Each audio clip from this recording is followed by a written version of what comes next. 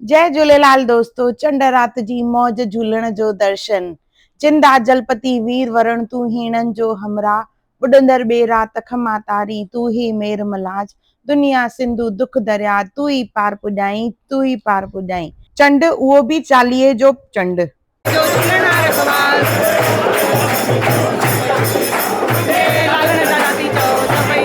मंदिर में जीअं वञिजे त भॻवान सां गॾु गुरमुख भैया जा भॼन जेके साईं सां असांखे जोड़ींदा आहिनि।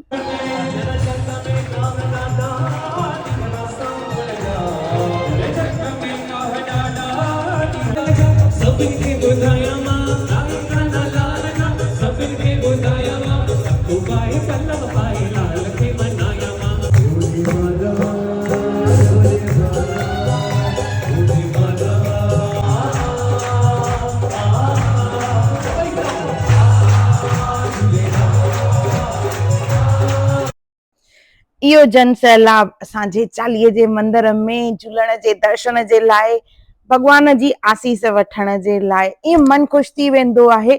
इहो नज़ारो ॾिसी करे, इहो नज़ारो एक्चुअली तव्हांखे किथे बि ॾिसण लाइ न मिलंदो जेको असांजे चालीहे जे मंदिर में हूंदो आहे। भॻवान खां माफ़ी अचजै अमर लाल, लाल जी चादर, उन खां पोइ वेनती पलव, ये सब तो असां चंड ॾींहुं भी कयासीं। उन खां पोइ सभिनी कई झूलेलाल भॻवान जे गाननि ते डांस, और मां भी जाम डांस कई।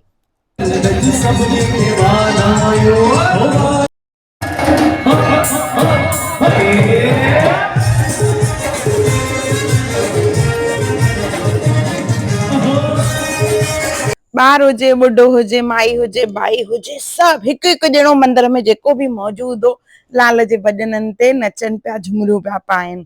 इहो नज़ारो भी ज़बरदस्त हो, ॾाढो मज़ो आयो असांखे हिन में।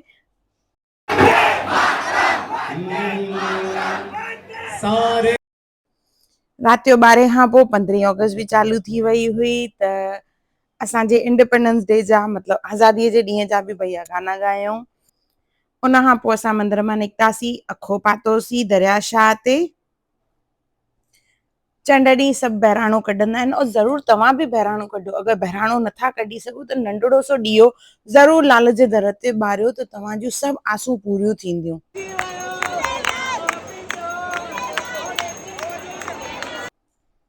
असांजो हिकु गानो आहे झूलेलाल साईं जे चालीहे जो, किटियूं थियूं चमकनि, चौंक था चमकनि, ईअं थो लॻे ॾियारी अची वई।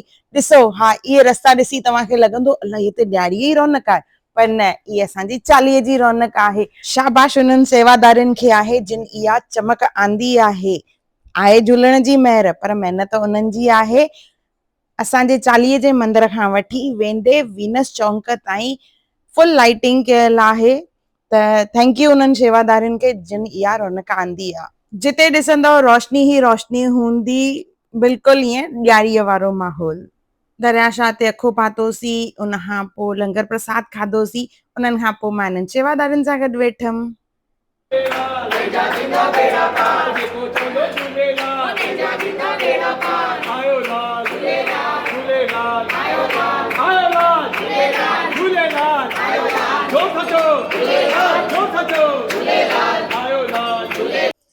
इहे सभु सेवादारी जेके आहिनि हिकु फैमिली वांगुरु आहिनि, जेके झूलणदड़ सेवा कंदा आहिनि। राति जा 1:45 थिया हुआ, असां प्रसाद में हिते कॉफ़ी पिया पीऊं। इन चंड ॾींहुं मां राति जो लॻभॻि 2:15 बजे ताईं मंदिर में वेठी हुअमि, ॾाढो मज़ो पियो अचे। मंदिर में वञी मूंखे ईअं लॻंदो आहे ॼण मां पंहिंजे पेकनि में वञी वेठी आहियां।